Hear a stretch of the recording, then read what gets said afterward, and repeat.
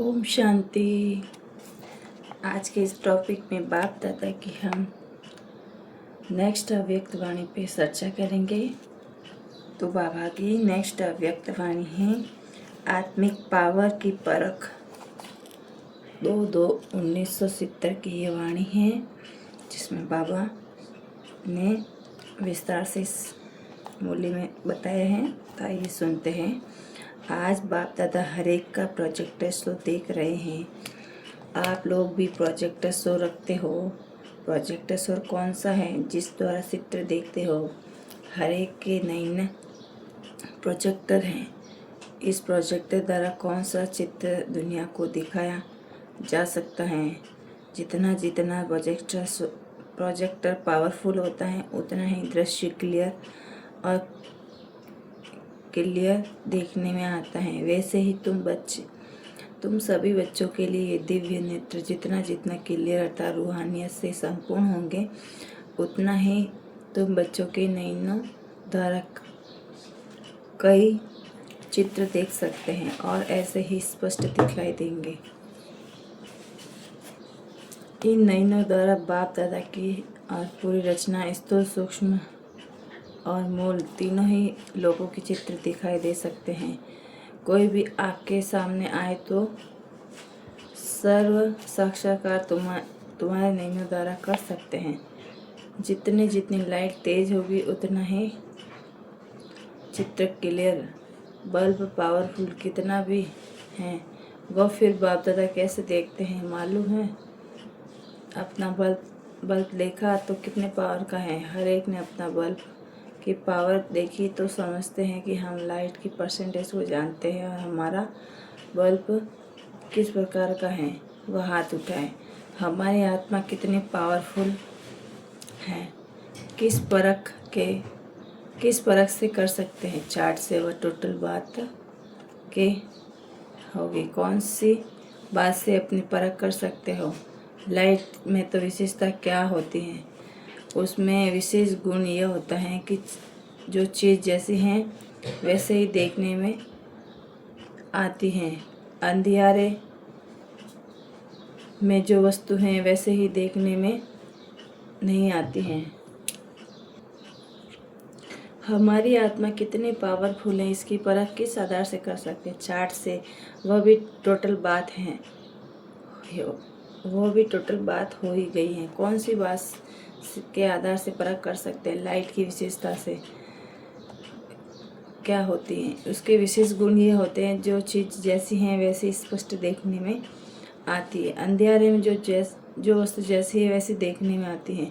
वो लाइट विशेष गुण है। स्पष्ट अस्पष्ट को स्पष्ट करना। इस रीति से अपनी लाइट की परसेंटेज परखने का तरीका यही है। एक तो अपने पुरुषार्थ का मार्ग स्पष्ट होगा अर्थात लाइन क्लियर देखने में आएगी। दूसरी बात अपना भविष्य स्टेटस भी देखने में आएगा। तीसरी बात जिनों की सर्विस करते जितना खुद को रोशनी पावरफुल होगी उतना ही सहज स्पष्ट मार्ग दिखा सकेंगे। वह भी सहज ही अपने पुरुषार्थ में चल पड़ेगा। अपनी मंजिल सहज ही देखने में आएगी। जितना लाइट की परसेंटेज ज़्यादा होगी उतना ही सभी बातों में स्पष्ट देखने में आएगा। अगर लाइट की परसेंटेज कम है तो खुद भी पुरुषार्थ में स्पष्ट नहीं होगा और जिसको मार्ग बताते हैं वह भी सहज स्पष्ट मार्ग और मंजिल को जान नहीं सकेंगे। जितनी लाइट पावरफुल होगी वह न खुद उलझते हैं न दूसरों को सर्विस करते हो उनको मार्ग स्पष्ट होगा। अगर मार्ग स्पष्ट होता है तो अपनी लाइट की परसेंटेज की कमी है। कई खुद भी कई कदम पर होकर ठोकर खाते हैं और उनकी रचना भी ऐसी ही होती है। अभी आप एक मास्टर रचयिता हो तो मास्टर रचयिता अपनी रचना से भी तो अपनी पावर को परख सकते हैं। जैसा बीज होता है वैसा फल निकलता है। अगर बीज पावरफुल नहीं होता है तो कहाँ फूल निकलेंगे और कहाँ कई फल निकलेंगे लेकिन स्वीकार करने योग्य नहीं होते। तो जो बहुत सुंदर व खुशबूदार होंगे वह फल अच्छा होगा और उनको खरीद कर सकेंगे ना। तो अगर बीज ही पावरफुल नहीं होगा तो रचना भी जैसा पैदा होती है वह स्वीकार करने योग्य नहीं होगी। इसलिए अपनी लाइट की परसेंटेज बढ़ाओ। दिन प्रतिदिन सभी के मस्तक और नयन से ही ऐसी सर्विस करें जिससे आप प्रोजेक्टर शो करता है। कोई भी सामने आएगा वह चित्र आपके नयनों में देखेंगे। नयन को देखते ही बुद्धि द्वारा अनेक साक्षात्कार होंगे। ऐसे साक्षात्कार मूर्त अपने को बनाना है, लेकिन साक्षात्कार मूर्त वह बन सकेंगे जो सदैव स्थिति में स्थित होंगे। उनके नयन प्रोजेक्टर का काम करेंगे। उनका मस्तक सदैव चमकता हुआ दिखाई पड़ेगा। होली के बाद सॉन्ग बनाते हैं ना, यहाँ पे बजाते का लिखना था, बनाते हैं। होली के बाद सॉन्ग बजाते हैं ना, देवताओं को सजाकर मस्तक में बल्ब जलाते हैं। ये सॉन्ग क्यों बनाते हैं? यह किस प्रकार का प्रैक्टिकल रूप है इस समय का, जो आपके यादगार बनाते हैं ना, तो एक एक के मस्तक में लाइट देखने में आए। विनाश के समय भी यह लाइट रूप आपको बहुत मदद देगी। कोई किस भी वृत्ति वाला आपके सामने आएगा, वह इस देह को न देखकर आपके चमकते हुए इस बल्ब को देखेंगे, जो बहुत तेज लाइट होती है ना, तो उसका बल्ब उसको जब देखने में लगता है कि वह तो दूसरी सारी चीज़ें छिप जाती हैं। वैसे ही जितना जितना आप सभी की लाइट तेज होगी उतना ही उन्हों को आपकी देह देखते हुए भी देखने में नहीं आएगी। जब देह को देखेंगे ही नहीं तो तमोगुणी दृष्टि और वृत्ति स्वतः ही खत्म हो जाएगी। परीक्षाएं, ये परीक्षा तो आनी है, सभी प्रकार की परिस्थितियां पास करनी है। यह जो ग्रुप है ना, इनका हंसी में एक नाम रखा है। आज वतन में चिट चैट चल रही थी इस बात पर कि कोई ने हंसी में कहा था कि बड़ी बहनें हमारे डैड्स है और हम फिर लेग टांगे हैं। तो बाप दादा ने फिर नाम रखा कि इन्हों के बड़े हो तो हैं हैंड्स, लेकिन ये हैंडल हैं। मोटर में हैंडल बगैर काम नहीं चल सकता, हैंडल द्वारा ही मोटर को मोड़ सकते हैं। तो हैंडल्स भी इन हैंडल के बिना सर्विस को हैंडल नहीं कर सकते। ये जो ग्रुप है ना, यह हैं हैंडल्स, इनके बिना हैंडल्स कुछ भी कर नहीं सकते। जो भी आते हैं उनको पहले पहले हैंडल्स करने वाला यह हैंडल है। तो आप लोगों के ऊपर इतनी जिम्मेवारी है कि अगर आप हैंडल ठीक नहीं है तो सर्विस की हैंडलिंग भी ठीक नहीं होगी। लेकिन यह सिर्फ देखना हैंडल तो हैं, लेकिन हैंडल्स को कभी हैंडल्स नहीं करना। हेड का हैंड बन कर रहना। बाप दादा के भी तो राइट हैंड है ना, लेफ्ट हैंड भी है। राइट हैंड को पावरफुल होती हैं, लेकिन होता हैंड है। हैंड नहीं होता है तो हैंडल तो है ही ना, लेकिन कैसी हैंडल है, लेकिन होता हैंड है। किन कैसी हैंडल है करना है और कैसे बाप दादा के राइट हैंड बने, इसके लिए यहाँ आए हो ना। तो यह ग्रुप ऐसा है जो एक एक कमाल कर सकते हैं, सर्विस को सफलता के रूप में ला सकते हैं। सर्विस में सफलता लाने के लिए 2 बातों में ध्यान रखनी है।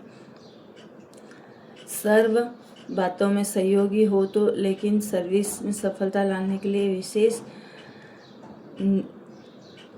के लिए निमित्त विशेष ये ग्रुप हैं। इसके लिए विशेष 2 बातें ध्यान रखनी। एक है निशाना पूरा और दूसरा नशा भी पूरा होना चाहिए। नशा और निशाना, ये 2 बातें इस ग्रुप में विशेष आनी चाहिए। जब निशाना ठीक होता है तो एक धक से किसको मर्जीवा बना सकते हैं। जो निशानेबाज होता है ना, वो एक ही गोली से निशाना करते हैं। जिसको निशाना नहीं आता है उसको 3 से 4 बार गोली चलानी पड़ती है। अगर अपनी स्थिति का भी निशाना और दूसरी सर्विस करने का भी निशाना ठीक है होगा तो सात नशा भी सदैव एक रस रहता होगा, तो सर्विस में सफलता ज़्यादा पा सकते हैं। कभी नशा उतर जाता है, कभी निशाना छूट जाता है। ये 2 बातें ठीक होनी चाहिए। जिसमें जितना खुद नशा होगा उतना ही निशाना ठीक कर सकेंगे। सर्विसेबल तो हो, लेकिन सर्विस में अब क्या विशेषता लानी है। सर्विसेबल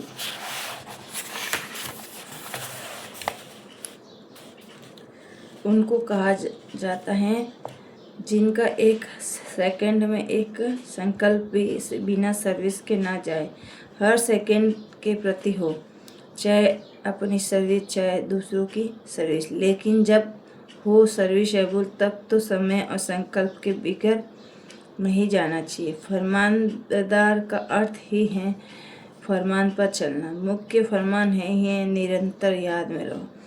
अगर इस फरमान पर नहीं चलते तो क्या कहेंगे। जितना इस फरमान को प्रैक्टिकल में लाएंगे उतना ही प्रत्यक्ष फल मिलेगा। पुरुषार्थ में चलते हुए कौन सा विघ्न देखने में आता है जो संपूर्ण होने में रुकावट डालता है। विशेष विघ्न व्यर्थ संकल्पों के रूप में देखा गया है। तो इससे बचने के लिए क्या करना है। एक तो कभी अंदर व बाहर की रेस्ट ना लो। अगर रेस्ट में नहीं होंगे तो वेस्ट नहीं जाएगा। और दूसरी बात में अपने को सदैव गेस्ट समझो। अगर गेस्ट समझेंगे तो रेस्ट नहीं करेंगे तो वेस्ट नहीं जाएगा। चाहे संकल्प चाहे समय, यह है सहज तरीका। अच्छा, सब फिर समाप्ति के दिन अभी सभी के मस्तक के बल्ब कितने पावर हैं वह देखेंगे और पावरफुल होंगे तो माया के आगे आने का साहस नहीं रखेगी। जितना बल्ब की पावर होती है ना, उतना सामना कोई कर न सकता है। ऐसी पावरफुल स्थिति देखेंगे। सर्विसेबल हो, अब पावरफुल बनो। एक्टिव हो ना, लेकिन एक्यूरेट बनो। इस ग्रुप में विशेष छाप कौन सा लगना है। एक्यूरेट। कोई भी बात में सदैव एक्यूरेट रहना है। चाहे मनसा, चाहे वाचा, चाहे कर्मना, तीनों ही एक्यूरेट। अच्छा, ओम शांति। बाप दादा ने यही अपनी वाणी को विराम दिया है तो हम भी अपनी वाणी को यही विराम देते हैं। आज के लिए इतना ही। ओम शांति। अगर अव्यक्त वाणी आपको अच्छी लग रही है, आप इससे संतुष्ट हो तो आप चैनल में जाके चैनल को सब्सक्राइब कर सकते हैं। आप औरों को आगे ये चैनल की लिंक भेज के चैनल को मोटिवेट कर सकते हैं। और पापा का चैनल है तो सेवा का चांस सबको है। हर कोई चैनल से सेवा कर सकता है। वाणी को आगे सेंड करना, किसी और को बताना सबको, तो ज़्यादा से ज़्यादा चैनल को शेयर करें बाबा के बच्चों को, और ज़्यादा से ज़्यादा इस चैनल को सब्सक्राइब करें ताकि बहुत सारी आत्माएं इससे जुड़ सके, लाभ उठा सके, बाबा की वाणी सुन सके। अच्छा, ओम शांति। आगे नेक्स्ट टॉपिक में नेक्स्ट वाणी पे चर्चा करेंगे। आज के लिए इतना ही। ओम शांति।